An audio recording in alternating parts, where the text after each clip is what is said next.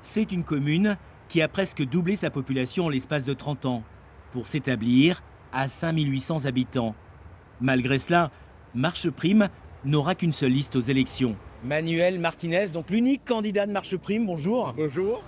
Comme pour une campagne normale, le maire sortant a prévu des tracts pour présenter son projet. Et des réunions publiques sont aussi annoncées sur les panneaux d'affichage.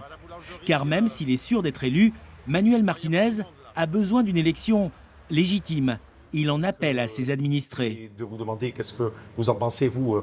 Levez-vous et allez vers ces bureaux de vote. Vous êtes inscrits, le droit de vote, c'est quelque chose qu'il faut défendre. Mais c'est important que les gens se retrouvent.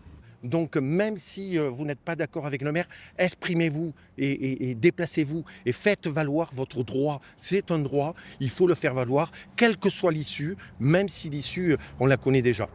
Une autre liste avait été déposée, mais elle a été invalidée pour raisons administratives, aux grandes dames d'un opposant au maire. C'est un peu dommage que les Marche Prime n'aient pas le choix.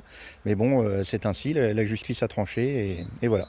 Alors, à la veille d'un scrutin sans suspense, les habitants de Marche Prime ont-ils prévu d'aller voter?